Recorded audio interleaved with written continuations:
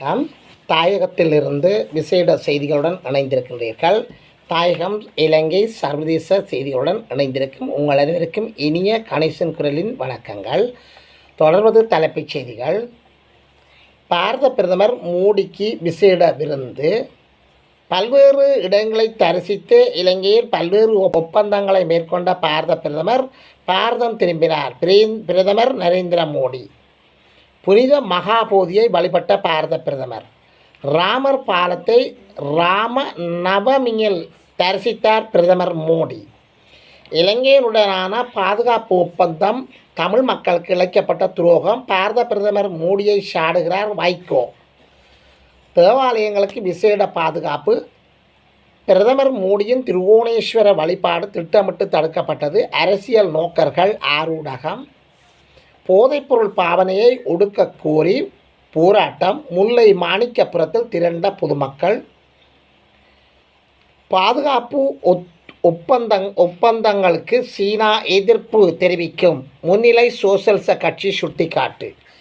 இனி விரிவான செய்திகள். எமது கணேசன் குரல் செய்திகளை நீங்கள் புதிதாக பார்ப்பவராக இருந்தால் சப்ஸ்கிரைப் பண்ணாமல் தொடர்ந்து பார்ப்பவராக இருந்தால் சப்ஸ்கிரைப் பண்ணுங்கள், ஷேர் பண்ணுங்கள், கமெண்ட்ஸ் பண்ணுங்கள், லைக் பண்ணுங்கள்.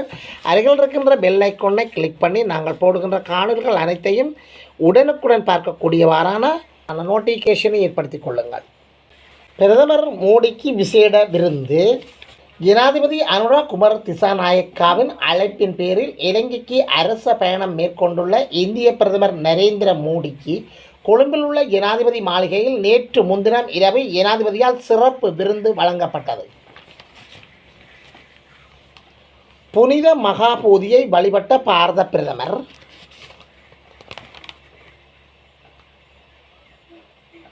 அனுராதபுரத்துக்கு நேற்று ஞாயிற்றுக்கிழமை காலை விஜயம் செய்த இந்திய பிரதமர் நரேந்திர மோடி அனுராதபுரத்தில் உள்ள புனித ஜெயஸ்ரீ மகாபோதியில் வழிபாட்டில் ஈடுபட்டார். இது தொடர்பில் தனது எக்ஸ் தளத்தில் பதிவேற்றத்தை இட்டுள்ள இந்திய பிரதமர் அனுராதபுரத்தில் உள்ள புனித ஜெயஸ்ரீ மகாபோதியில் ஜனாதிபதி அனுரா குமார் திசாநாயக்கவுடன் பிரார்த்தனை செய்தேன். பௌத்த மதத்தில் மிகவும் மதிக்கப்படும் இடங்களில் ஒன்றில் இருப்பது மிகவும் பணிவான தருணம். இது அமைதி, ஞானம், ஆன்மீகம் தொடர்ச்சியின் உயிர் உள்ள சின்னமாகும். புத்தரின் போதனைகள் எப்போதும் நம்மை வழிநடத்தட்டும் என்று குறிப்பிட்டுள்ளார். ராமர் பாலத்தை ராம நவமியில் தரிசித்தார் பிரதமர் மோடி. 3 நாள் உத்தியோகபூர்வ விஜயத்தை மேற்கொண்டு இலங்கைக்கு வருகை தந்த பாரத பிரதமர் நரேந்திர மோடி நேற்று உலங்கு வானூர்தியில் ராமேஸ்வரத்தை சென்றடைந்தார். இதன்போது ராம நவமி நன்னாளில் ராமர் பாலத்தினை தரிசிக்கும் வாய்ப்பினை நான் பெற்றதாக பாரத பிரதமர் தனது எக்ஸ் பதிவில் தெரிவித்துள்ளார். இலங்கையுடனான பாதுகாப்பு ஒப்பந்தங்கள் தமிழ் மக்களுக்கு இழைக்கப்பட்ட துரோகம். பாரத பிரதமர் மோடியை சாடுகிறார் வைகோ. இலங்கை இராணுவத்துடன் பாரத பிரதமர் மோடி இராணுவ ஒப்பந்தம் செய்திருப்பது தமிழ் மக்களுக்கு துரோகம் இழைக்கும் செயல் என மறுமலர்ச்சி திராவிட முன்னேற்றக் கழகத்தின் பொதுச் செயலாளர் வைகோ தெரிவித்துள்ளார். பிரதமரின் திருவோணமலைக்கான திருக்கோணேஸ்வர வழிபாடு திட்டமிட்டு தடுக்கப்பட்டது. அரசியல் நோக்கர்கள் ஆரூடகம். இலங்கைக்கு வருகை தந்த இந்திய பிரதமர் மோடி திருவோணமலைக்கு சென்று அங்கு திருவோணேஸ்வர ஆலயத்தில் வழிபாடு செய்வதை பௌத்த பீடங்களும் பௌத்த ஆதிக்க சக்திகளும் விரும்பவில்லை. இதன் காரணமாகவே பிரதமர் மோடி திருவோணமலைக்கு செல்வது பாதுகாப்பானதல்ல என கூறி அவர் திருவோணமலை பயணம் தடுக்கப்பட்டதாக அரசியல் நோக்கர்கள் கருத்து வெளியிட்டுள்ளனர்.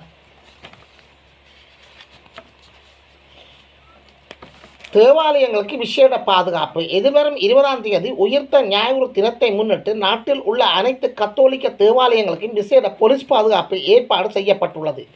தேசிய மக்கள் சக்தி எம்பிஏ உயிரிழப்பு. தேசிய மக்கள் சக்தியின் பாராளுமன்ற உறுப்பினர் ஒருவர் நேற்று காலமானார்.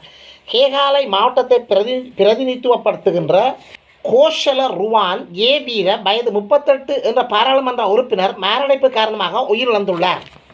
பாதுகாப்பு ஒப்பந்தத்துக்கு சீனா எதிர்ப்பு தெரிவிக்கும் முன்னிலை சோசலிச கட்சி சுட்டிக்காட்டு. இந்தியாவிற்கும் இலங்கைக்கும் இடையில் கையெழுத்தான பாதுகாப்பு ஒப்பந்தங்களுக்கு சீனா உடன் பதிலளிக்க தொடங்கியுள்ளதாக முன்னிலை சோசலிச கட்சி தெரிவித்துள்ளது. கொழும்பில் நேற்று நடைபெற்ற செய்தியாளர் சந்திப்பில் அக்கட்சியின் கல்விக்கான செயலாளர் புபுது ஜெயக்கொட இதனை குறிப்பிட்டுள்ளார். அதன்படி பங்களாதேஷ், நேபாளம் மற்றும் பாகிஸ்தானுடன் பாதுகாப்பு ஒப்பந்தத்திற்கான பேச்சுவார்த்தைகளை சீனா ஏற்கனவே தொடங்கியுள்ளதாக அவர் தெரிவித்துள்ளார். பாரத பிரதமர் பாரதம் திரும்பினார்.